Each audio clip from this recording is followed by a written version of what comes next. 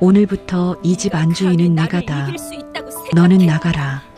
19살 본처 연하는 차가운 안채 바닥에 내동댕이 쳐졌습니다. 남편의 사랑을 독차지한 첩숙나는 비단옷을 휘날리며 승리자의 미소를 지었지요.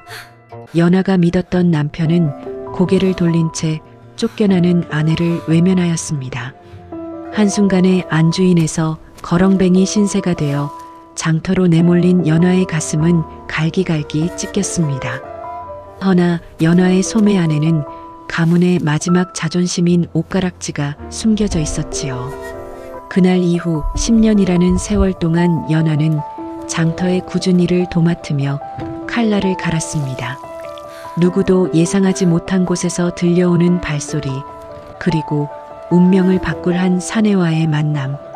첩에게 안방을 뺏기고 이름조차 잊혔던 여인은 어떤 모습으로 돌아오게 될까요? 10년의 기다림 끝에 찾아온 그 복수의 밤, 과연 누가 최후의 웃음을 짓게 될까요? 지금부터 들려드리는 이야기, 끝까지 놓치지 마십시오. 오늘부터 이 집 안주인은 내가다. 너는 나가라. 그 한마디는 날카로운 비수처럼 날아와 연하의 가슴을 꿰뚫었습니다. 조선 중기의 어느 서늘한 가을밤, 한양 근교의 세도가인 이판서 댁안채는 숨이 막힐 듯한 긴장감으로 가득 차 있었지요. 안채의 주인인 연하는 방금 전까지 자신이 앉아있던 보료에서 밀려나 차가운 방바닥에 무릎을 꿇고 있었습니다. 연하의 앞에는 첩으로 들어온 숙난이 화려한 자수가 놓인 붉은 비단옷을 뽐내며 서 있었지요. 숙난의 입가에는 비열한 승리자의 미소가 걸려 있었고 그 눈빛은 마치 먹잇감을 내려다보는 독사와도 같았습니다. 연하는 믿을 수 없다는 듯 고개를 들어 방 한구석에 서 있는 남편을 바라보았습니다. 하지만 남편 이진사는 아내의 처참한 시선을 외면한 채 먼 산만 바라보고 있었지요. 그의 침묵은 연하에게 내려진 사형 선고나 다름없었습니다. 연하의 심장은 쿵쿵 뛰기 시작하였지요. 숨이 막힐 듯 가슴이 조여왔고 손끝이 저도 모르게 떨렸습니다. 저고리 고름을 붙잡은 손마디가 하얗게 변하는 것을 연하는 알지 못하였습니다. 불과 3년 전 수줍게 연지를 찍고 이 집에 들어왔던 첫날 밤의 기억이 주마등처럼 스쳐 지나갔습니다. 그때 남편이 속삭였던 영원한 사랑의 약속은 이제 가을바람에 흩날리는 낙엽보다도 가벼운 것이 되어버렸지요. 안채 한가운데에는 붉은 촛대 2개가 놓여 있었습니다. 촛불은 바람도 없이 희미하게 흔들렸고 그 그림자가 벽에 기다랗게 늘어졌지요. 창호지 너머로는 초겨울 바람이 쓸쓸히 지나가고 있었습니다. 방 안은 평소 연하가 좋아하던 은은한 매화향 대신 숙난이 뿌린 진하고 자극적인 분내만이 가득하였습니다. 숙난은 연하의 발 앞에 놓인 작은 보따리를 발끝으로 툭 찼습니다. 무엇을 더 꾸물거리느냐? 내년의 짐은 이미 다 정리해 두었으니 이 길로 당장 집을 나가거라. 본처라 해도 대를 잇지 못하고 집안 살림 하나 제대로 건사하지 못하면 버려지는 것이 당연한 법이지.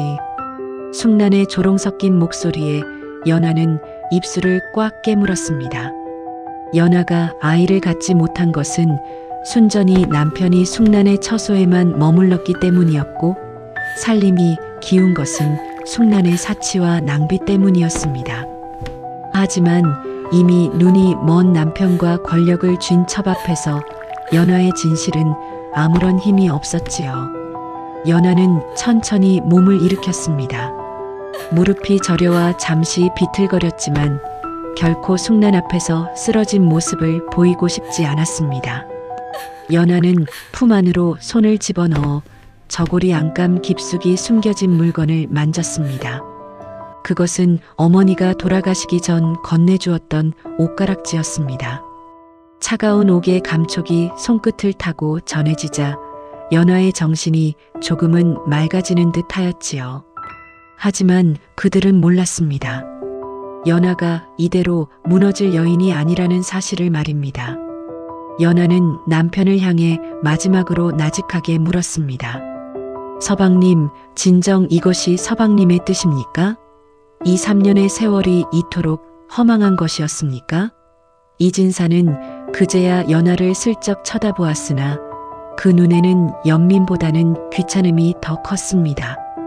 숙란의 말이 맞네. 이제 우리 가문의 명예를 위해서는 자네가 물러나주는 것이 도리야. 빚쟁이들이 문턱을 넘나드는데 자네가 무슨 수로 이 집을 지키겠는가. 숙란이가 친정의 재산으로 우리 가문을 일으켜 세우겠다 하니 자네는 그만 조용한 곳으로 가서 지내게나. 그것은 명백한 거짓이었습니다. 숙란은 기생 출신으로 친정의 재산 따위는 없었습니다. 오히려 이진사를 꼬드겨 집안의 문서를 빼돌리고 재산을 탕진한 장본인이었지요. 그러나 이진사는 이미 숙란의 달콤한 거짓말에 중독되어 사리분별을 하지 못하였습니다. 연하는 더 이상 구걸하지 않기로 하였습니다. 그녀는 단정한 쪽머리를 가다듬고 흐트러진 저고리 옷자락을 정리하였습니다. 연하의 눈빛은 그 순간부터 달라지고 있었습니다. 누구도 알아채지 못한 변화였지요. 슬픔과 절망은 순식간에 차가운 증오와 집념으로 변해갔습니다. 방 밖으로 나오자 마당에는 찬설이가 내려앉아 있었습니다. 대감댁의 하인들은 모두 고개를 숙인 채 연하를 외면하거나 혹은 숙란의 눈치를 보며 비웃는 표정을 짓고 있었지요. 평소 연하의 자비로운 보살핌을 받았던 이들도 이제는 새로운 권력자에게 줄을 서기 바빴습니다. 연하는 자신의 작은 보따리를 손에 꼭 쥐었습니다.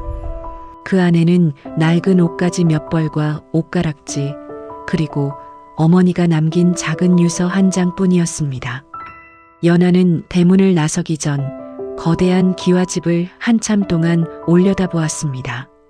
이 집의 기와 한 장, 돌덩이 하나하나에 연하의 손때가 묻지 않은 곳이 없었습니다. 시부모의 병수발을 들고 집안의 대소사를 챙기며 밤잠을 설치던 고단한 세월들이 머릿속을 스쳐 지나갔습니다. 하지만 이제 그 모든 공은 숙란의 것이 되었고 연하에게 남은 것은 버림받은 본처라는 낙인뿐이었습니다.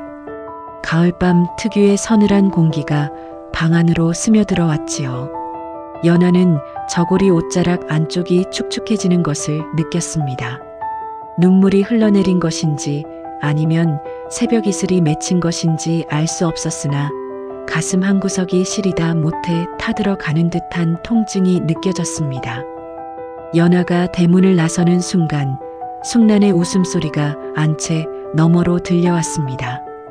깔깔거리며 남편의 품에 안겼을 숙란의 모습이 눈앞에 선하였습니다. 연하는 이를 악물었습니다. 이 치욕 반드시 갚겠다. 내가 돌아오는 날 넌 무너질 것이다. 연하의 나지막한 다짐은 차가운 가을바람 속에 묻혀 사라졌습니다. 하지만 그 맹세는 연하의 뼛속 깊이 새겨져 지워지지 않을 문신이 되었지요. 연하는 뒤도 돌아보지 않고 어둠 속으로 걸어갔습니다. 신발 안으로 스며드는 차가운 흙의 감촉이 연하의 발을 얼렸으나 그녀의 가슴 속에서는 전에는 보지 못했던 뜨거운 불꽃이 타오르기 시작하였습니다. 밤은 깊어갔고 마을의 개 짖는 소리가 멀리서 들려왔습니다. 연하는 어디로 가야 할지 알지 못했습니다. 친정은 이미 가세가 기울어 돌아갈 곳이 없었고 서녀 출신인 그녀를 반겨줄 친지 또한 없었지요. 오로지 혼자만의 힘으로 이 험난한 세상을 헤쳐나가야 했습니다. 하지만 연하는 두렵지 않았습니다. 아니, 두려움을 느낄 여유조차 없었습니다. 오직 살아남아야 한다는 본능과 빼앗긴 자신의 자리를 되찾아야 한다는 일념만이 그녀를 지탱해주고 있었지요. 연하는 저고리 조각을 꼭 쥐고 눈을 감았습니다. 밤은 깊어갔고 방 안은 점점 서늘해지고 있었지요. 이 시련이 얼마나 길어질지, 앞으로 어떤 험난한 길이 기다리고 있을지 알 수 없었습니다. 허나 이것은 기나긴 여정의 시작일 뿐이었지요.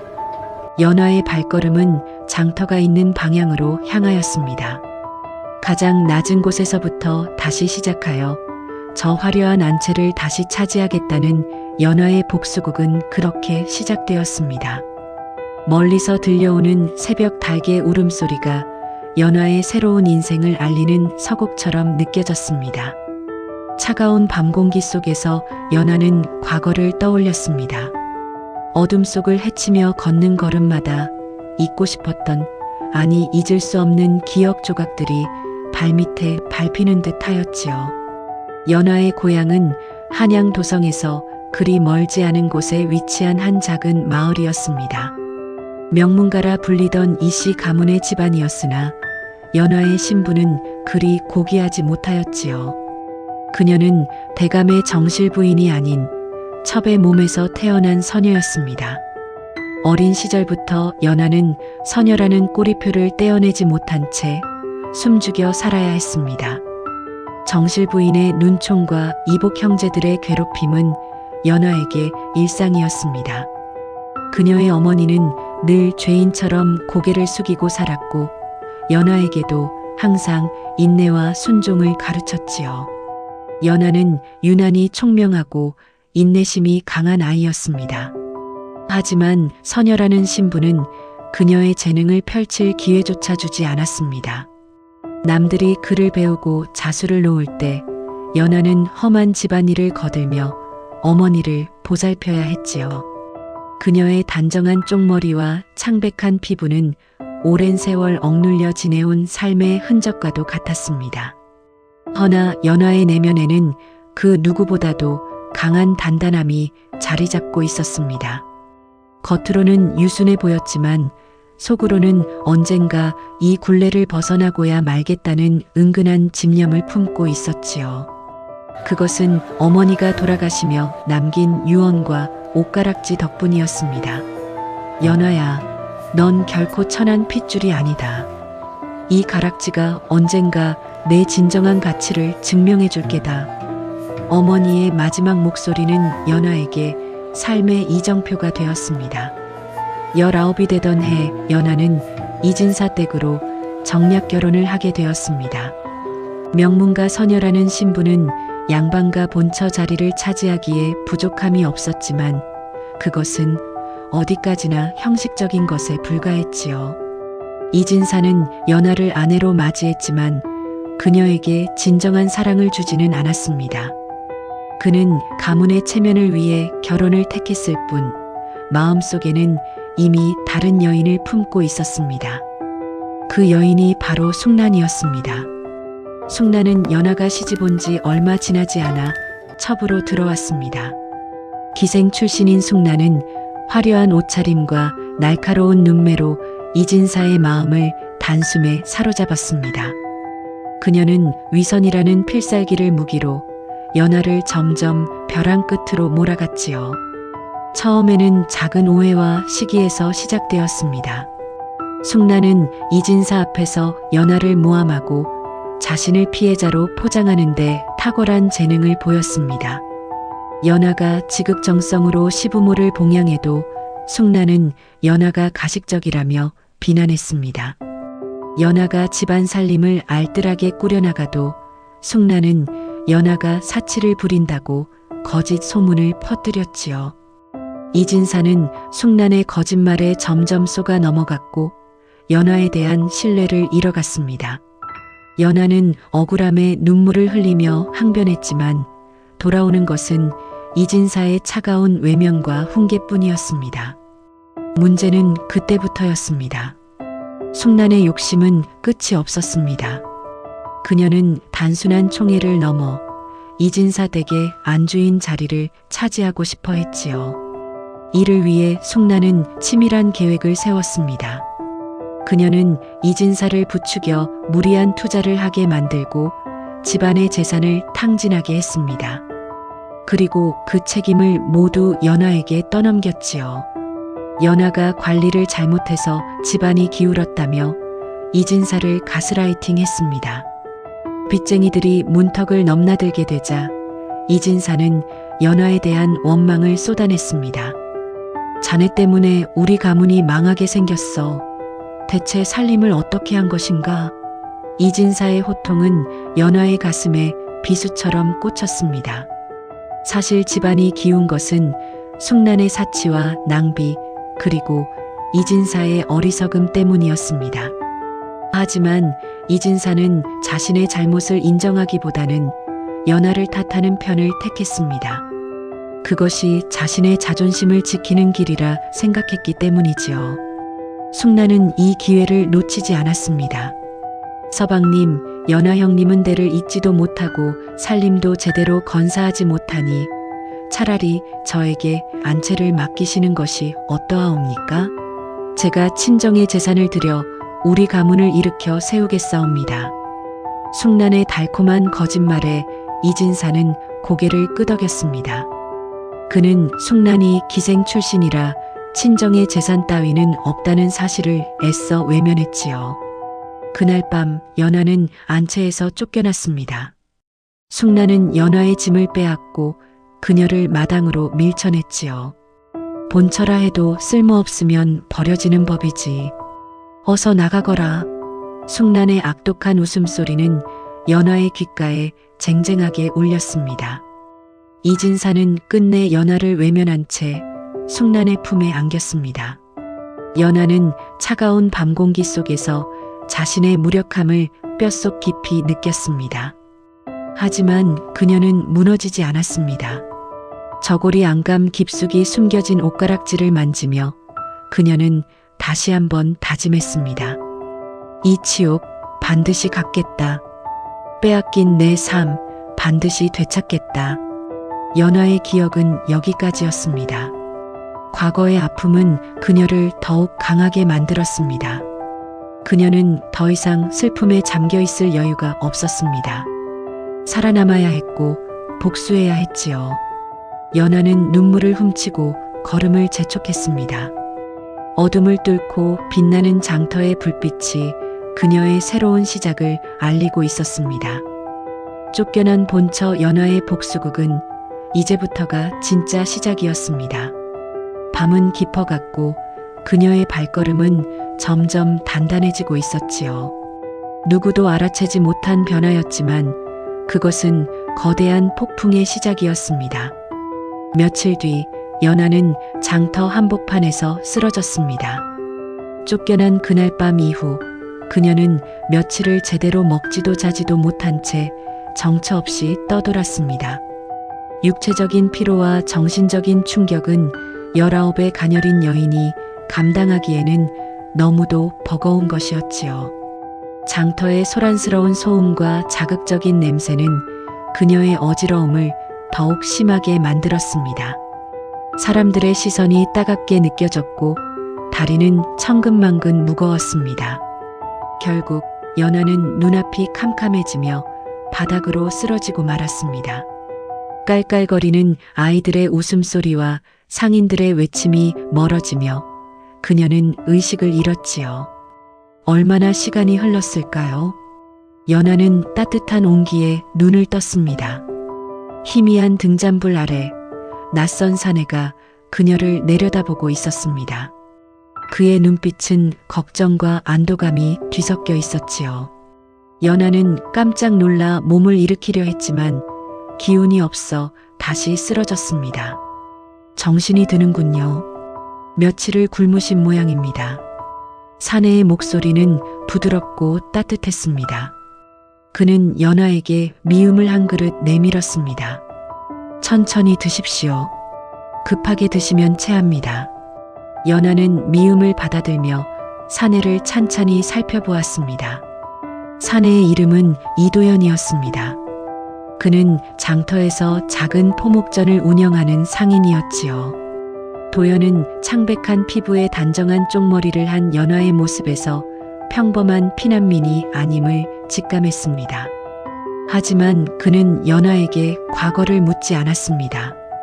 오직 그녀의 건강만을 염려하고 필요한 도움을 아끼지 않았지요. 도연의 따뜻한 배려는 연화의 다친 마음을 조금씩 열게 만들었습니다. 연화는 장터 생활을 시작하며 도연의 포목전에서 허드렛 일을 거들게 되었습니다. 비단옷을 입고 안채에서 지내던 본처에서 낡은 무명옷을 입고 장터를 누비는 일꾼이 된 것이지요. 장터 생활은 고단했습니다. 무거운 비단 뭉치를 나르고 손님들의 비위를 맞추며 밤늦도록 일해야 했지요. 하지만 연화는 인내심이 강한 여인이었습니다. 그녀는 힘든 내색 하나 없이 열심히 일했고 도연의 신뢰를 얻어갔습니다. 하지만 그녀의 마음 한구석에는 여전히 복수의 칼날이 갈리고 있었습니다. 도연은 연화의 그런 이면을 눈치채지 못했습니다. 그는 오직 연화의 성실함과 총명함에 반해 그녀에게 점점 마음을 열어갔지요. 하지만 그들은 몰랐습니다. 연화가 단순한 쫓겨난 본처가 아니라는 사실을 말입니다. 어느 날 연화는 장터에서 점을 치는 노파 금월을 만나게 되었습니다. 금월 노파는 연화의 손을 붙잡더니 한참 동안 그녀의 얼굴을 들여다보았습니다. 쯧쯧, 관상이 기구하구나. 본처 자리를 빼앗기고 쫓겨난 몸이로다. 노파의 말에 연화는 깜짝 놀랐습니다. 자신의 과거를 아는 사람이 아무도 없었기 때문이지요. 노파는 연화의 품속에 숨겨진 옷가락지를 가리켰습니다. 그 가락지가 언젠가 내 운명을 바꿀 게다. 하지만 조심해라. 복수의 길은 험난하고 위험하다. 노파의 목소리는 소름 끼치도록 차가우면서도 어딘가 모르게 연민이 서려 있었습니다. 연화는 노파의 말을 잊을 수 없었습니다. 옷가락지는 어머니가 남긴 유품이자 가문의 비밀이 담긴 상징 물건이었습니다. 연화는 매일 밤 가락지를 만지며 복수 계획을 구체화했습니다. 도연은 연화의 그런 변화를 눈치채지 못했습니다. 그는 오직 연화와 함께하는 시간이 즐거웠고 그녀를 향한 사랑을 키워갔지요. 하지만 연화에게 도연은 그저 복수를 위한 조력자일 뿐이었습니다. 그녀의 마음속에는 사랑이라는 감정이 들어갈 자리가 없었지요. 오직 숙란에 대한 증오와 빼앗긴 자리에 대한 집념만이 가득했습니다. 문제는 그때부터였습니다. 장터에는 숙란이 이진사댁 안주인 자리를 차지했다는 소문이 돌기 시작했습니다. 숙란은 화려한 연회를 열고 장터의 상인들을 무시하며 권력을 휘둘렀지요. 연화는 숙란의 그런 모습을 보며 분노를 억눌렀습니다. 내년의 행복은 오래가지 못할 것이다.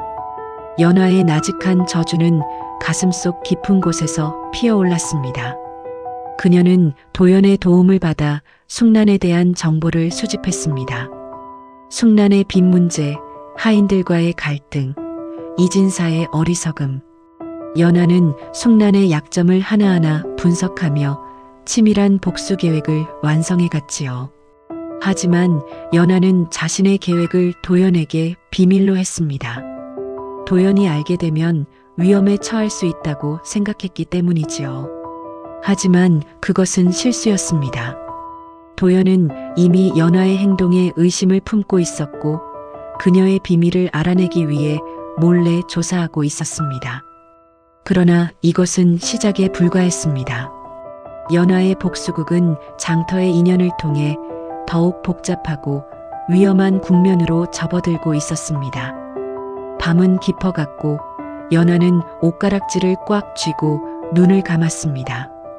복수의 날이 머지 않았다는 것을 그녀는 직감하고 있었습니다.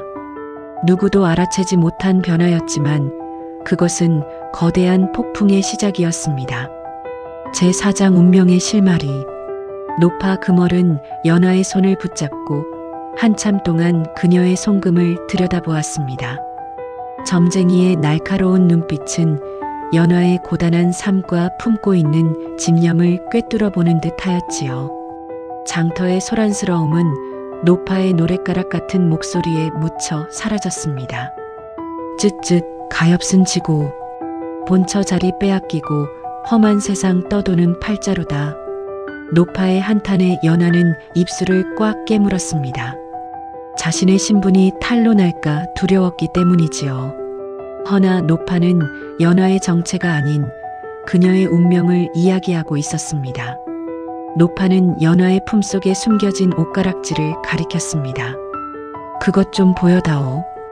연하는 잠시 망설이다가 조심스럽게 가락지를 꺼냈습니다. 투명하고 푸른빛이 감도는 옷가락지는 새벽달처럼 은은한 빛을 내고 있었습니다. 노파는 가락지를 손에 쥐고 그 무게와 질감을 느껴보았습니다. 이것은 평범한 가락지가 아니다. 내 어머니가 남기신 가문의 상징이자 숨겨진 재산의 증표이로다. 노파의 말에 연하는 깜짝 놀랐습니다. 가락지에 재산이 숨겨져 있다는 사실은 어머니도 연하도 몰랐던 일이었지요. 노파는 가락지의 이음매를 아주 정교하게 조작했습니다. 그러자 놀랍게도 가락지가 두 쪽으로 갈라졌지요. 그 안에는 아주 얇고 질긴 비단 종이가 돌돌 말려 숨겨져 있었습니다. 연하가 그 종이를 펼쳐보자 거기에는 가문의 상속권에 대한 비밀이 상세히 기록되어 있었습니다. 사실 연하의 어머니는 명문가 서녀 출신으로 부모로부터 막대한 재산을 물려받았습니다. 하지만 정실 부인의 시기와 투기 때문에 그 사실을 숨겨야 했고 연하에게도 알리지 못한 채 세상을 떠났던 것이지요. 비단 종이에는 재산의 위치와 관리 방법에 대한 정보가 가득했습니다. 한양 도성안의 땅과 가옥, 그리고 지방의 전답까지 연하가 상상조차 할 수 없는 막대한 규모의 재산이었습니다. 이 종이 한 장이면 연하는 단숨에 부자가 되어 숙란에게 복수할 수 있었습니다. 빼앗긴 안채를 되찾고 이진사 댁을 무너뜨리는 것은 시간 문제였지요. 연하의 눈에서는 뜨거운 눈물이 흘러내렸습니다. 어머니의 유언이, 가락지의 비밀이 이제야 비로소 실현되는 듯 하였습니다. 하지만 노파는 연하에게 경고했습니다. 이 재산은 내 복수의 무기가 될 수도 있지만 동시에 내 목숨을 위협하는 덫이 될 수도 있다. 숙란은 이 가락지의 비밀을 눈치채고 너를 죽여 재산을 차지하려 할 게다. 복수의 길은 험난하고 위험하다. 신중하게 움직여야 한다. 노파의 목소리는 차가우면서도 연하에 대한 진심 어린 걱정이 담겨 있었습니다. 연하는 고개를 끄덕였습니다. 노파의 경고를 가슴 깊이 새기고 치밀한 복수 계획을 세우기로 다짐했습니다. 연하는 더 이상 약하고 가냘픈 본처가 아니었습니다. 그녀는 인내심 강하고 총명한 그리고 은근한 집념을 품은 복수의 화신으로 각성했지요. 그녀는 도연의 도움을 받아 재산을 안전하게 관리하고 복수에 필요한 자금을 마련하기 시작했습니다. 하지만 도연에게는 가락지의 비밀을 알리지 않았습니다. 도연이 알게 되면 위험에 처할 수 있다고 생각했기 때문이지요. 하지만 그것은 실수였습니다. 도연은 이미 연하의 행동에 의심을 품고 있었고 그녀의 비밀을 알아내기 위해 몰래 조사하고 있었습니다. 연하는 숙란에 대한 정보를 수집하며 복수 계획을 완성해 갔습니다. 숙란의 빚 문제, 하인들과의 갈등, 이진사의 어리석음. 연하는 숙란의 약점을 하나하나 분석하며 치밀한 복수 계획을 세웠습니다. 그녀는 도연의 도움을 받아 숙란의 빚쟁이들을 매수하고 하인들을 포섭했습니다. 이진사를 유혹하여 숙란에 대한 신뢰를 잃게 만들고 집안의 재산을 탕진하게 했지요.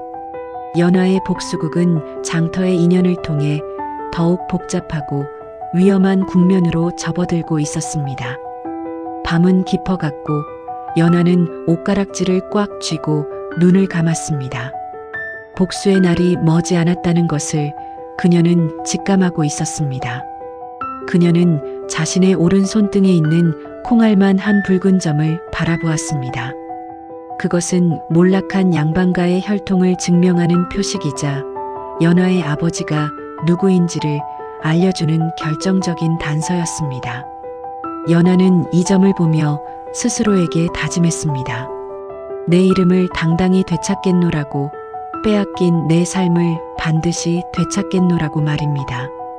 그녀의 눈빛은 그 순간부터 달라지고 있었습니다. 누구도 알아채지 못한 변화였지만 그것은 거대한 폭풍의 시작이었습니다. 연화는 은밀한 준비를 마치고 이제 행동에 나설 차례였습니다. 숙란에 대한 복수는 이제부터가 진짜 시작이었습니다. 밤하늘에는 달빛이 밝게 빛나고 있었고 연화의 가슴속에서는 전에는 보지 못했던 뜨거운 불꽃이 타오르기 시작하였습니다. 그러나 그들은 몰랐습니다. 연화가 도망친 경로를 이미 파악한 누군가가 한양 길목의 나루터에서 매복하고 있다는 사실을 말입니다. 문제는 그때부터였습니다. 연화가 한강 나루터에 도착했을 때 평소보다 훨씬 많은 포조리 배를 타는 사람들을 일일이 검사하고 있었지요. 연화는 가슴이 철렁 내려앉았습니다. 저 건물을 통과하지 못하면 대궐 근처에도 갈 수 없었습니다. 하지만 그 순간 나루터 한 구석에서 누군가 연화의 팔을 낚아했습니다. 연화는 비명을 지르려 했지만 익숙한 목소리가 귓가에 들려왔습니다. 쉿, 저입니다. 고개를 들어보니 도연이 피투성이가 된 채 서 있었습니다. 나루터의 밤 공기는 얼음장처럼 차가웠습니다. 강바람이 불어올 때마다 연화의 얇은 옷자락이 힘없이 펄럭였지요. 연화는 피투성이가 된 채 자신을 붙잡은 도연을 바라보며 숨을 멈추었습니다. 도연의 어깨에서는 붉은 피가 배어나와 남루한 옷을 적시고 있었지요. 연화는 본능적으로 도연을 부축하며 어두운 선착장 그늘 아래로 몸을 숨겼습니다. 도연은 거친 숨을 내쉬며 품 안에서 작은 주머니 하나를 꺼내 연화의 손에 쥐어주었습니다. 이것을 가지고 어서 피하십시오. 숙란이 보낸 자들이 나루터를 완전히 봉쇄했습니다.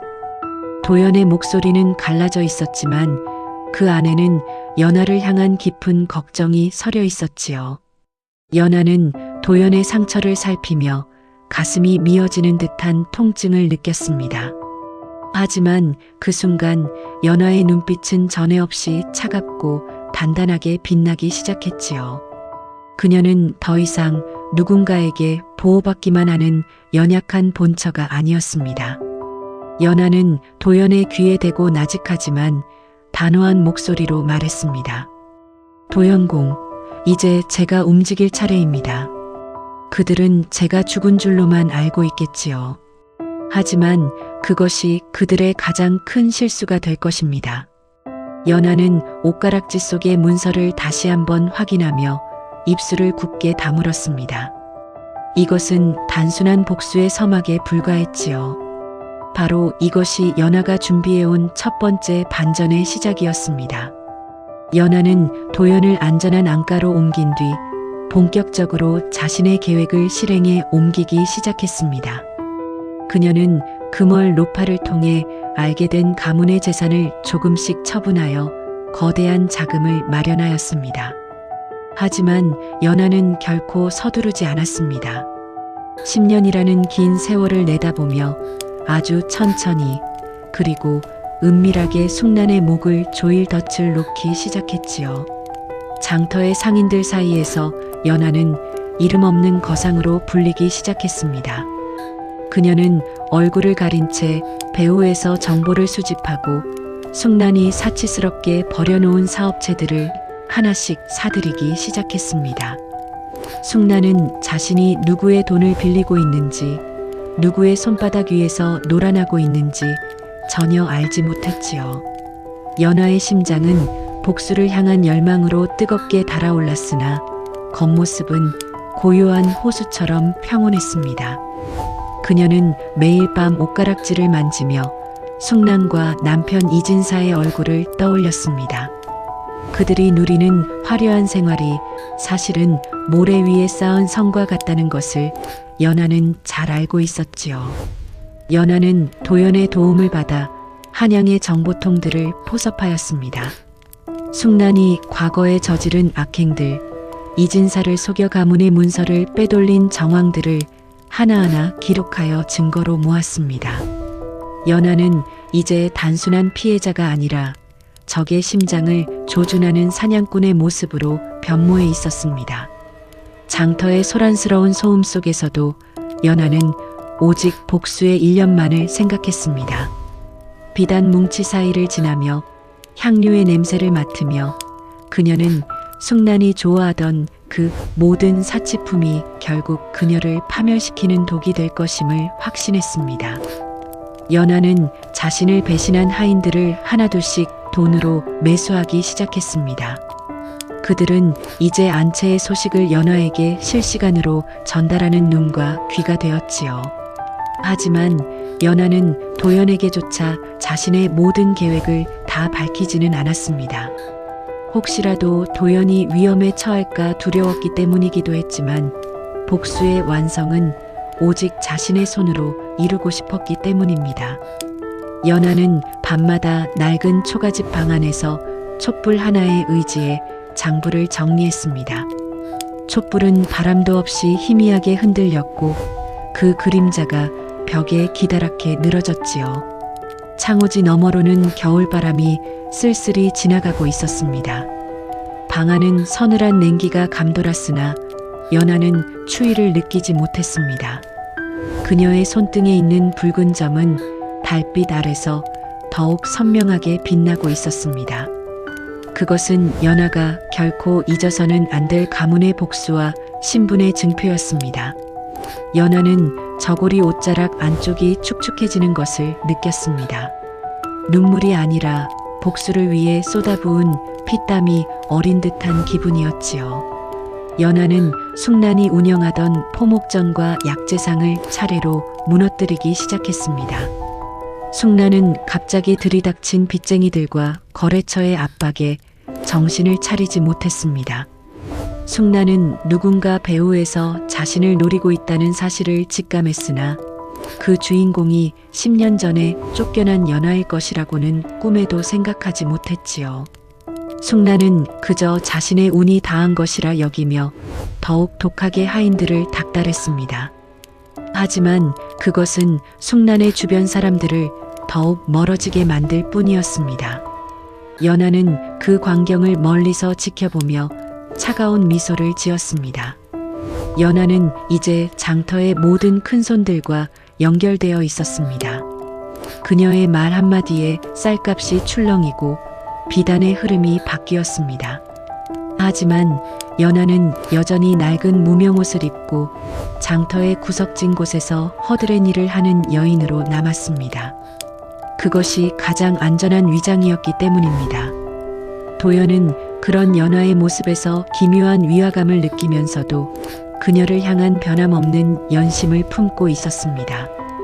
그러나 연하에게 사랑은 사치였습니다.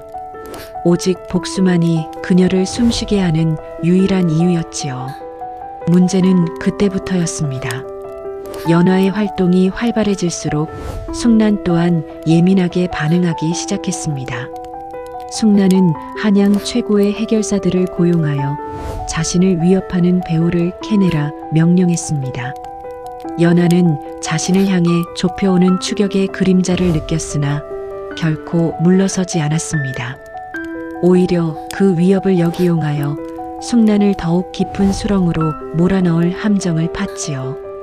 연하는 옷가락지 조각을 꼭 쥐고 눈을 감았습니다. 밤은 깊어갔고 복수의 칼날은 이제 충분히 날카로워져 있었습니다. 아무도 예상하지 못했던 일이 벌어질 시간은 점점 다가오고 있었지요. 대감댁 담장 너머로는 화려한 연회 소리가 끊이지 않았으나 그 안쪽은 이미 썩어 들어가고 있었습니다. 이진사 댁에는 이상한 소문이 돌기 시작했습니다. 밤마다 안채 지붕 위에서 여인의 울음소리가 들린다는 둥, 곡간의 곡식이 귀신이 곡할 노릇으로 사라진다는 둥 흉흉한 이야기가 하인들 사이에 퍼져나갔지요. 숙나는 그런 소문을 퍼뜨리는 하인들을 매질하며 입을 막으려 했지만 공포는 불길처럼 번져나갔습니다. 숙나는 점점 불안감에 휩싸여 밤잠을 설치기 시작했습니다. 숙난의 불안은 단순히 미신 때문만이 아니었습니다. 가장 큰 문제는 재산이었습니다. 친정의 재산으로 가문을 일으키겠다던 그녀의 장담은 모두 거짓이었고 오히려 이진사의 가장까지 탕진하여 빚더미에 올라앉은 상태였지요. 숙나는 화려한 비단옷을 입고 보석으로 치장하며 권세를 과시했지만 그것은 모두 빚으로 쌓아 올린 위태로운 성이었습니다. 숙난의 날카로운 눈매는 더욱 매서워졌고 사소한 일에도 발광하며 하인들을 괴롭혔습니다. 이진사 또한 그런 숙난의 모습에 조금씩 지쳐가고 있었지요. 남편의 흔들림은 숙난에게 치명적인 불안 요소가 되었습니다. 숙난은 거울 앞에 앉아 자신의 얼굴을 보며 소리쳤습니다. 누군가 우리를 노리고 있다. 이건 절대로 우연이 아니야. 숙난의 목소리는 히스테릭하게 갈라져 방안을 울렸습니다. 그녀는 10년 전 쫓아낸 연하를 떠올렸습니다. 하지만 연하가 살아있을 리 없다고 스스로를 다독였지요. 그 가녀린 계집이 장터에서 굶어 죽었거나 산짐승의 밥이 되었을 것이라 믿고 싶었습니다. 그러나 마음속 깊은 곳에서는 알 수 없는 서늘함이 가시지 않았습니다. 숙나는 가슴이 쿵쿵 뛰기 시작하였고 숨이 막힐 듯한 압박감을 느꼈습니다. 이진사 댁의 내부 갈등은 극에 달했습니다. 숙난에게 불만을 품은 하인들이 하나둘씩 집을 나가기 시작했고 그들은 연하가 심어놓은 정보원들에게 집안의 비밀을 낱낱이 털어놓았습니다. 숙난이 가문의 인장을 위조하여 땅을 팔아치운 사실, 이진사 몰래 거액의 도박빚을 진 정황들이 모두 연하의 손안으로 들어왔습니다. 연하는 그 정보들을 바탕으로 숙난을 파멸시킬 결정적인 한방을 준비했습니다. 숙난은 자신이 가장 신뢰하던 신복마저 이미 연하의 사람이 되었다는 사실을 꿈에도 몰랐지요. 어느 날 밤 숙난의 방 안으로 정체 모를 서찰 하나가 날아들었습니다. 그 서찰에는 숙난이 저지른 악행들이 날짜별로 상세히 기록되어 있었지요. 마지막 문장은 더욱 소름 끼쳤습니다. 빼앗은 자리는 영원할 수 없다. 숙난은 서찰을 찢어발기며 비명을 질렀습니다. 누가 이런 장난을 치는 것이냐? 당장 잡아오너라. 숙난은 미친 듯이 집안을 뒤졌지만 서찰을 보낸 흔적은 어디에도 없었습니다. 오직 서늘한 밤바람만이 창호지를 흔들며 숙난을 비웃는 듯 했지요. 이진사는 숙난의 발작적인 행동에 정이 떨어지기 시작했습니다. 그는 과거에 자신이 내쫓았던 연하를 문득 떠올렸습니다. 연하는 늘 차분하고 단정했으며 집안을 지극정성으로 보살폈던 아내였지요. 이진사는 술에 취해 연하의 이름을 부르기도 했습니다. 그 소리를 들은 숙난의 분노는 극에 달했습니다. 숙난은 이진사의 뺨을 때리며 소리쳤습니다. 그 죽은 년의 이름을 어디서 올리는 것입니까? 지금 이 집의 주인은 나란 말입니다. 두 사람의 싸움은 밤마다 이어졌고 집안의 명성은 땅바닥으로 곤두박질 쳤습니다. 연하는 장터의 어두운 구석에서 이 모든 소식을 전해 들었습니다. 그녀는 서두르지 않았습니다. 적들이 스스로 무너지는 과정을 지켜보는 것 또한 복수의 일환이었으니까요. 연하는 옷가락지의 이음매를 만지며 차가운 미소를 지었습니다. 숙난이 누리던 그 모든 권세가 이제는 그녀를 옥죄는 올가미가 되어 있었습니다. 연하는 이제 숙난이 가장 고통스러워할 순간을 기다리고 있었습니다. 그것은 그녀가 가장 높은 곳에 있다고 믿을 때 단숨에 바닥으로 떨어뜨리는 것이었지요. 숙난은 불안을 해소하기 위해 더욱 큰 연회를 열고 더 비싼 보석을 샀습니다. 하지만 그것은 숙란을 향한 빚쟁이들의 독촉을 더욱 거세게 만들 뿐이었습니다. 숙란은 이제 막다른 골목에 몰려 있었습니다. 그녀는 자신의 주위에 아무도 남지 않았다는 것을 깨닫기 시작했습니다. 하인들은 눈을 피했고 남편은 밖으로만 돌았습니다. 숙란의 화려한 방 안에는 오직 그녀의 거친 숨소리와 고독한 공포만이 가득했지요. 진실의 균열은 이제 걷잡을 수 없이 커져 있었습니다. 그러나 운명은 그리 간단하지 않았습니다. 숙란은 마지막 발악으로 자신의 모든 재산을 현금화하여 도망칠 계획을 세웠습니다.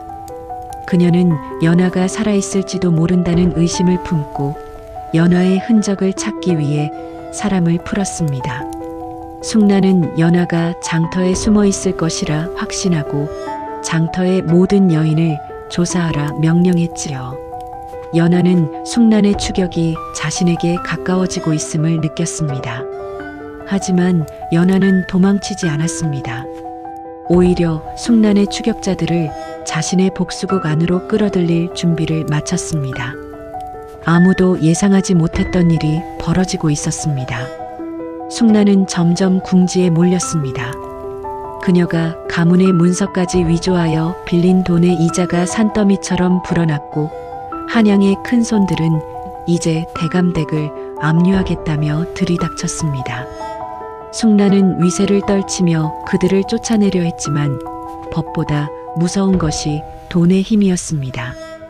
빚쟁이들은 대문을 발로 차며 숙란의 이름을 외쳤고 이진사는 뒤늦게 가문의 재산이 모두 거덜났음을 알게 되었습니다. 이진사는 숙란의 멱살을 잡고 울부짖었습니다. 내 인연, 내 가문을 이 꼴로 만들다니. 숙란은 비웃으며 맞섰습니다. 당신이 눈이 멀어 나를 선택한 것이 아니오. 이제 와서 누구 탓을 하는 거요. 집안은 아수라장이 되었습니다. 하인들은 밀린 세경을 받지 못하자 집안에 감나가는 물건들을 챙겨 밤도망을 쳤지요. 숙란은 그들을 막으려 했지만 이제 그녀의 말에 복종하는 이는 아무도 없었습니다. 하인들의 배신은 숙란에게 큰 충격이었습니다. 그녀는 자신이 권력을 가졌다고 믿었지만 그것은 오직 돈으로 산 일시적인 복종에 불과했음을 깨달았지요. 숙란의 화려한 안채는 이제 텅 비고 차가운 공간이 되었습니다. 창호지는 찢어지고 촛불은 꺼진 채 어둠만이 숙란을 감싸고 있었습니다. 그때 숙란의 눈에 띄는 것이 있었습니다. 안채 마당 한 구석에 떨어져 있는 작은 옥조각이었습니다. 숙란은 그것을 집어들고 손을 떨었습니다. 그것은 10년 전 연하가 품고 있던 옷가락지의 조각과 매우 흡사했지요.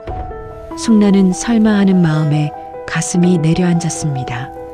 설마 그년이 살아있는 건가? 그 죽은 줄 알았던 연하가 돌아와 이 모든 일을 꾸미고 있는 것인가? 숙란의 머릿속은 공포로 하얗게 질렸습니다. 연하의 흔적은 이제 집안 곳곳에서 발견되기 시작했습니다. 숙란이 가장 아끼던 비단옷 위에 놓인 연하의 필체, 안채 보료 밑에 숨겨진 연하의 유서 사본. 숙란의 공포는 광기로 변했습니다. 그녀는 밤마다 헛것을 보며 비명을 질렀습니다. 연하가 저기 서 있다. 나를 쳐다보며 웃고 있다. 숙란은 허공에 삿대질하며 발악했지만 그녀의 곁에는 아무도 없었습니다. 이진사는 숙란을 미친 여인 취급하며 별채에 가두어 버렸습니다. 숙란은 창살 없는 감옥에 갇힌 채 연하의 환영과 싸워야 했지요. 초조함과 불안은 숙란의 육신을 갉아먹었고 그녀의 화려하던 외모는 순식간에 노파처럼 쪼글쪼글하게 변해갔습니다. 이것은 끝이 아니었습니다. 연하는 숙란이 가장 고통스러울 때를 골라 마지막 비수를 꽂았습니다. 연하는 숙란이 빌린 모든 채무의 채권자가 자신임을 밝히는 통지서를 보냈습니다. 숙란은 그 서찰에 찍힌 인장을 보고 기절할 듯 놀랐습니다. 그것은 연하 가문의 인장이었기 때문입니다. 숙란은 이제 자신이 연하의 노예나 다름없는 처지가 되었음을 깨달았습니다. 숙란의 분노는 허망한 눈물로 바뀌었습니다. 그녀는 자신이 가졌던 모든 것이 사실은 연하의 것이었음을, 그리고 자신이 연하의 자리를 잠시 훔쳤을 뿐임을 인정해야만 했습니다. 이진사는 이제 폐인이 되어 술로 나날을 보냈습니다. 가문은 몰락했고 명예는 더럽혀졌습니다. 그는 가끔 장터로 나가 연하를 찾으려 했지만 장터의 누구도 그에게 연하의 소식을 알려주지 않았습니다. 연하는 이미 장터의 여왕으로 군림하고 있었으나 이진사의 눈에는 그저 평범한 상인 중 한 명으로 보였을 뿐이지요. 연하는 멀리서 이진사의 초라한 뒷모습을 보며 아무런 감정도 느끼지 못했습니다. 사랑도 증오도 사라진 자리에 오직 차가운 무관심만이 남았습니다. 숙란은 공포에 질려 매일 밤 문을 걸어 잠그고 떨었습니다. 그녀는 누군가 문을 두드리는 소리만 들려도 비명을 질렀습니다. 하지만 그 문을 두드리는 이는 연하가 아니었습니다. 그것은 숙란 자신의 죄책감과 업보가 만들어낸 환청이었지요. 숙란은 이제 연하가 언제 모습을 드러낼지, 어떤 방식으로 자신을 처단할지 기다리는 것 외에는 할 수 있는 것이 없었습니다. 죽음보다 무서운 기다림의 시간이 숙란을 천천히 말려 죽이고 있었지요. 연하는 이제 마지막 무대를 준비했습니다. 10년의 세월 동안 갈고 닦은 복수의 칼날을 휘두를 시간이 다가왔습니다. 그녀는 도연과 함께 한양의 관가에 숙란의 죄상을 고발할 준비를 마쳤습니다. 위조 문서, 사기, 횡령. 숙란이 저지른 모든 범죄가 낱낱이 기록된 장부가 준비되었습니다. 연하는 이제 더 이상 어둠 속에 숨어 있지 않기로 했습니다. 당당히 안채의 주인으로 이씨 가문의 적통으로 세상 앞에 나설 준비를 끝냈습니다. 밤은 깊어갔고 연하는 옷가락질을 손에 쥐고 창밖을 보았습니다. 내일이면 모든 것이 끝날 것입니다. 10년의 긴 복수국이 막을 내리고 새로운 아침이 밝아올 것입니다. 연하는 저고리 조각을 꼭 쥐고 눈을 감았습니다. 그녀의 가슴 속에는 평온함과 함께 묘한 긴장감이 감돌았습니다. 과연 숙란의 최후는 어떤 모습일까요? 그리고 연하는 빼앗긴 자신의 삶을 온전히 되찾을 수 있을까요? 운명의 시계는 이제 멈출 줄 모르고 마지막을 향해 달려가고 있었습니다. 10년이라는 세월은 강물처럼 흘러 장터의 풍경을 바꾸어 놓았으나 연하의 가슴 속에 맺힌 응어리는 단 한순간도 옅어진 적이 없었습니다. 한양 도성 밖 가장 큰 장터인 동막 장터는 오늘도 사람들로 인산인해를 이루고 있었지요. 각 구운 떡 냄새와 비릿한 소금 절인 생선 냄새가 뒤섞인 이곳에서 연하는 여느 때와 다름없이 수수한 무명옷을 입고 포목점 구석에 앉아 있었습니다. 허나 그녀의 눈빛은 예전에 그 생기 잃은 눈이 아니었지요. 그녀의 앞에는 이도연이 평소처럼 너털 웃음을 지으며 비단 뭉치를 정리하고 있었습니다. 연하는 그를 보며 묘한 안도감을 느끼면서도 한편으로는 그가 숨기고 있는 무거운 공기가 무엇인지 늘 궁금해하였습니다. 그때였습니다. 장터 입구에서 요란한 말발굽 소리와 함께 광군들이 들이닥쳤습니다. 평소의 포졸들이 아니라 대궐에서나 볼 수 있는 정예 금군들이었지요.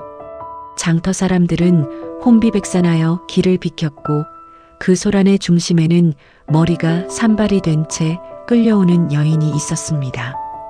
바로 숙란이었습니다. 그녀는 화려했던 과거는 온데간데 없고 찢어진 저고리 사이로 앙상한 어깨를 드러낸 채 비명을 지르고 있었지요. 나를 어디로 데려가는 것이냐? 내가 누군지 알고 이러는 게냐?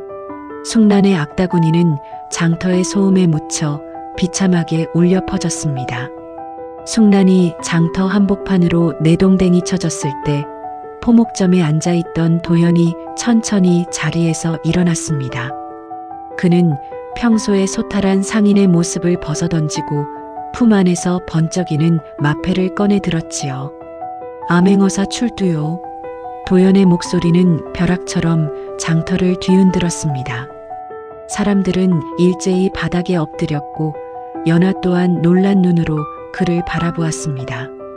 도연은 사실 10년 전부터 이 지역의 비리와 숙란의 악행을 조사하기 위해 파견된 암행어사였던 것이지요. 그는 연하가 복수를 준비하는 과정을 모두 지켜보며 그녀가 스스로 일어설 수 있도록 뒤에서 묵묵히 길을 닦아주고 있었던 셈입니다. 이것은 연하조차 예상치 못했던 두 번째 반전이었습니다. 도연은 숙란의 앞에 서서 차가운 목소리로 죄상을 낭독하기 시작하였습니다. 이판서 댁의 인장을 위조하여 국법을 어기고 본처를 무고하게 내쫓았으며 온갖 사기와 횡령으로 가문을 파멸에 이르게 한 죄, 내 어찌 감당하려 하느냐. 숙란은 도연의 발복 아래 납작 엎드려 살려달라고 빌기 시작하였습니다. 어사나리, 제발 한 번만 살려주십시오. 저는 그저 서방님이 시키는 대로 했을 뿐입니다. 숙란의 비굴한 모습에 장터 사람들은 침을 뱉으며 손가락질을 하였지요.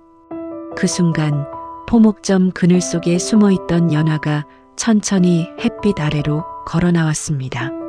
숙란의 눈이 휘둥그레졌습니다. 10년 전 자신이 비참하게 내쫓았던, 이미 죽었을 것이라 믿었던 연하가 눈앞에 나타났기 때문입니다. 연하는 숙란을 내려다보며 나직하게 말하였습니다. 숙란아, 기억하느냐? 10년 전 가을밤 내가 나를 밀쳐내며 했던 말들을. 숙란은 귀신을 본 듯 온몸을 떨며 뒤로 물러났습니다. 내가 어떻게 살아있는 것이냐?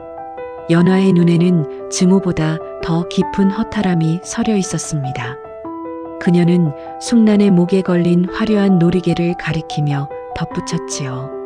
내가 탐냈던 그 화려함이 결국 너를 올가매는 사슬이 되었구나. 장터의 바람이 연하의 머리칼을 스치고 지나갔습니다. 그녀는 도연을 바라보며 감사의 인사를 전하려 하였으나 도연은 그저 빙그레 웃으며 고개를 저었습니다. 연하 낭자 스스로가 여기까지 온 것입니다. 소인은 그저 낭자의 진실이 빛을 발하도록 곁을 지켰을 뿐이지요. 도연의 말에 연하의 가슴 한구석이 찡하게 울려왔습니다. 10년간 홀로 싸우고 있다고 믿었는데 누군가 자신의 고통을 지켜보고 지지해주고 있었다는 사실이 큰 위로가 되었지요. 연하는 비로소 자신이 품고 있던 칼날이 조금은 무뎌지는 것을 느꼈습니다. 숙란은 광군들에 의해 옥사로 끌려가며 연하의 이름을 부르짖었습니다. 연하야, 내가 나를 이렇게 만들 수 있느냐? 내가 어떻게... 그러나 연하는 대답하지 않았습니다. 그녀는 숙란이 멀어지는 모습을 끝까지 지켜보았습니다. 그것은 복수의 완성이기도 했지만 과거의 자신과 작별하는 의식이기도 하였지요. 장터 사람들은 연하의 기구한 사연을 전해 듣고는 모두 숙연해졌습니다. 본처의 자리를 되찾기 위해 10년을 인내한 여인의 집념에 고개를 절레절레 흔들면서도 그 용기에 박수를 보냈습니다. 밤은 깊어갔고 장터의 소란도 조금씩 잦아들었습니다. 연하는 도연과 함께 장터 끝자락의 작은 정자에 앉아 달빛을 보았습니다. 도연은 이제 어사복을 갖춰 입고 위험 있는 모습이었으나 연하에게 건네는 따뜻한 미소만은 예전 그대로였지요. 낭자, 이제 낭자의 이름을 되찾을 시간입니다. 도연의 목소리는 밤이슬처럼 맑게 울려 퍼졌습니다. 연하는 저고리 속의 옷가락질을 만지작거렸지요. 그동안 그녀를 지탱해 주었던 유일한 물건이 이제는 무거운 짐이 아닌 소중한 추억으로 변해가고 있었습니다. 연하는 내일 아침이면 다시 돌아갈 그 안채를 생각하며 깊은 숨을 내뱉었습니다. 허나 운명은 그리 간단하지 않았습니다. 숙란의 배후에는 그녀를 도와 가문의 재산을 가로채려 했던 또 다른 세력이 숨어 있었기 때문입니다. 도연은 그들까지 모두 뿌리 뽑기 위해 더 큰 수사를 준비하고 있었지요. 연하는 자신이 겪은 시련이 결코 개인의 불행만이 아니었음을 깨달았습니다. 그것은 부패한 권력과 욕망이 만들어낸 시대의 비극이었지요. 연하는 도연의 곁에서 끝까지 진실을 밝히기로 다짐하였습니다. 장터의 흙먼지 속에서 피어난 연하의 복수극은 이제 정의의 이름으로 다시 쓰여지고 있었습니다. 모든 것이 명명백백히 드러났습니다. 한양관가 한가운데 마련된 신문장에는 무거운 정적이 흐르고 있었습니다. 상석에는 암행어사 이도연이 엄숙한 표정으로 앉아 있었고 그 아래로는 포박당한 숙란과 이진사가 고개를 숙인 채 떨고 있었지요. 연하는 정갈한 비단옷을 갖춰 입고 그들 앞에 섰습니다. 그녀의 손에는 10년을 품어온 옷가락지가 들려 있었습니다. 연하는 떨리는 손으로 가락지의 비밀 이음매를 열어 그 안에 숨겨진 비단 문서를 꺼냈지요. 이것은 제 어머니가 남기신 가문의 정당한 상속 증서이며 숙란이 위조한 문서들이 거짓임을 증명하는 결정적 증거입니다. 연하의 목소리는 청아하면서도 힘이 있었습니다. 도연은 문서를 건네받아 꼼꼼히 살핀 뒤 좌중에 선포하였습니다. 이 문서는 관인의 직인이 찍힌 진본임이 확실하다. 또한 숙란이 가문의 재산을 빼돌리기 위해 작성한 가짜 장부들과 대조한 결과 모든 사기 행각이 일치함을 확인하였다. 도연의 판결이 내려지는 순간 숙란은 비명을 지르며 바닥을 뒹굴었습니다. 아니옵니다. 저는 모르는 일입니다. 저 계집이 저를 모함하는 것입니다. 숙란은 끝까지 발럽질을 하였으나 이미 증거는 차고 넘쳤지요. 관군들이 숙란의 입을 막고 그녀를 거칠게 끌어냈습니다. 숙란의 처벌은 가혹하였습니다. 그녀는 모든 재산을 몰수당하고 변방의 노역장으로 유배를 떠나게 되었지요. 화려한 비단옷 대신 거친 삼배옷을 입고 평생을 속죄하며 살아야 하는 운명이었습니다. 숙란은 끌려가며 연하의 발치를 붙잡으려 했으나 연하는 차갑게 그 손을 뿌리쳤습니다. 내가 내게 주었던 고통에 비하면 이것은 시작에 불과하다. 연하의 말에 숙란은 허망한 눈물을 흘리며 사라져갔습니다. 악행의 끝은 이토록이나 비참하고 쓸쓸한 것이었지요. 다음은 이진사의 차례였습니다. 그는 아내를 무고하게 내쫓고 첩의 가문이설의 소가 가문을 망친 죄로 관직에서 파면되고 가문에서 제명당하였습니다. 그는 연하의 앞에 무릎을 꿇고 애원하였습니다. 부인, 내가 정말 잘못했소. 내가 눈이 멀어 자네의 진심을 보지 못했네. 제발 한 번만 용서해 주게. 이진사의 눈물은 비겁하고 추해 보였습니다. 연하는 그를 향해 차가운 미소를 지었지요. 서방님, 아니 이보시오. 당신이 내쫓은 것은 단순히 아내가 아니라 당신의 마지막 양심이었소. 이제 당신에게 남은 것은 오직 당신이 선택한 그 허망한 욕망의 찌꺼기뿐이요. 연하는 이진사가 통곡하는 모습을 뒤로하고 신문장을 빠져나왔습니다. 10년간 꿈꿔왔던 복수가 완성되는 순간이었으나 마음이 마냥 기쁘지만은 않았습니다. 통쾌함 뒤에는 깊은 공허함과 잃어버린 청춘에 대한 슬픔이 함께 밀려왔지요. 하지만 그것도 잠시였습니다. 신문장 밖에서 기다리고 있던 도연이 연하에게 다가와 따뜻한 겉옷을 어깨에 덮어주었습니다. 고생 많으셨습니다. 연하낭자. 이제 모든 짐을 내려놓으셔도 됩니다. 도연의 진심 어린 위로에 연하는 비로소 참아왔던 눈물을 터뜨렸습니다. 그 눈물은 슬픔의 눈물이 아니라 모든 응어리가 씻겨 내려가는 해방의 눈물이었습니다. 연하는 도연의 품에 안겨 한참을 울었지요. 10년간 장터에서 꾸준히 일을 하며 굳은 살이 박인 그녀의 손을 도연이 가만히 잡아주었습니다. 이제 연하는 당당한 이씨 가문의 적통이자 막대한 재산의 주인으로 인정받게 되었습니다. 빼앗겼던 안채는 다시 연하의 차지가 되었고 가문의 명예도 조금씩 회복되어 갔습니다. 사람들은 연하를 장터의 여왕에서 진정한 안주인으로 부르며 칭송하였습니다. 응징의 날은 그렇게 저물어 갔습니다. 숙란과 이진사가 누리던 부귀영화는 아침 이슬처럼 사라졌고 오직 진실을 지켜온 연하만이 우뚝 섰습니다. 연하는 그날 밤 안채의 문을 열고 들어가 조용히 촛불을 켰습니다. 10년 전 자신이 내쫓겼던 바로 그 방이었습니다. 공기는 여전히 서늘했지만 이제는 누구의 간섭도 받지 않는 온전한 그녀만의 공간이었습니다. 연하는 옷가락질을 책상 위에 올려두고 가만히 기도를 올렸습니다. 어머니, 이제야 제가 제 자리를 찾았습니다. 허나 연하는 깨달았습니다. 복수의 완성은 적을 파멸시키는 것이 아니라 자신이 다시는 그들에게 휘둘리지 않는 행복한 삶을 사는 것임을 말이지요. 그녀는 이제 숙란에 대한 증오를 씻어내고 새로운 내일을 준비하기로 하였습니다. 도연과의 인연 또한 새로운 국면을 맞이하고 있었지요.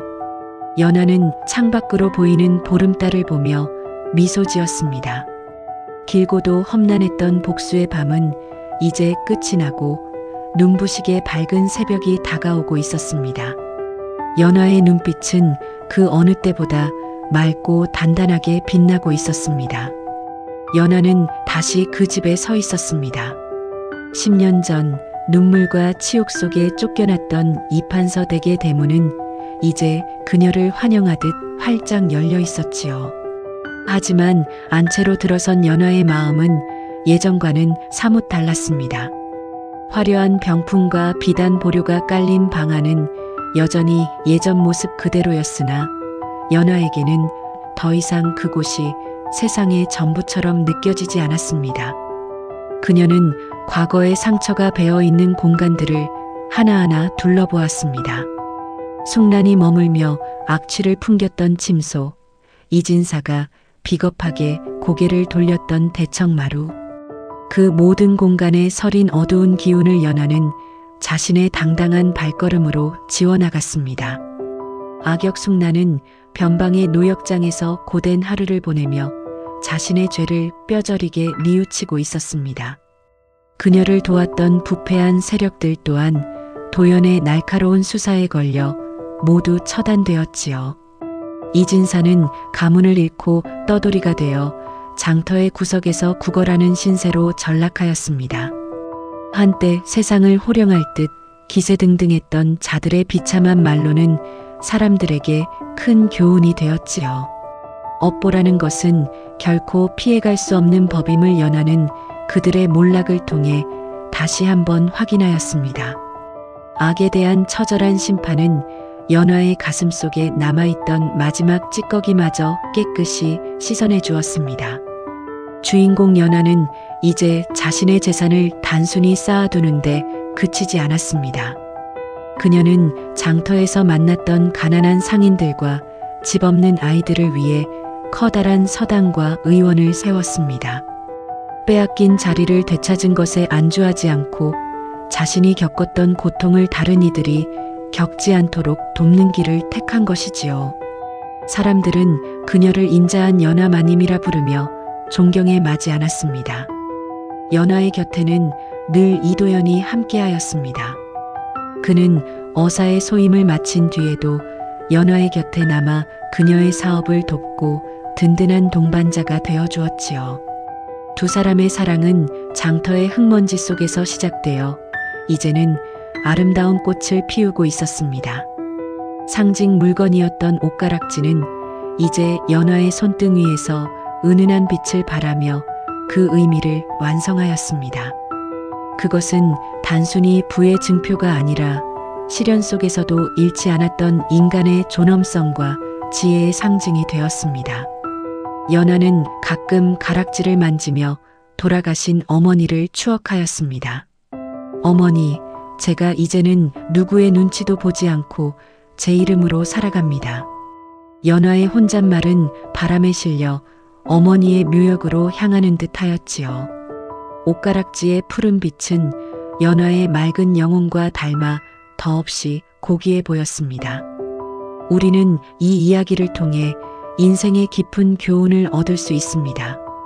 빼앗긴 삶이라도 포기하지 않고 진실을 지키며 인내한다면 운명은 반드시 다시금 우리 편이 되어준다는 사실이지요. 악한 마음으로 남의 것을 탐하는 자는 결국 자신이 판 함정에 빠지게 마련이며 선한 의지로 고난을 이겨내는 자는 더 큰 보상을 받게 된다는 세상의 이치를 연하의 삶이 증명해 주었습니다. 삶이 그대를 속일지라도 연하처럼 스스로의 가치를 믿고 꿋꿋이 걸어간다면 언젠가 반드시 찬란한 아침을 맞이하게 될 것입니다. 지금까지 시청해 주셔서 진심으로 감사합니다. 오늘 하루도 고생 많으셨습니다. 어디에서 들어주셨는지 댓글로 남겨주시면 반갑게 인사드리겠습니다. 다음 영상을 빠르게 만나보시려면 좋아요와 구독을 꼭 눌러주세요. 그럼 더 재미있는 영상으로 찾아뵙겠습니다. 모두 행복한 하루 보내세요.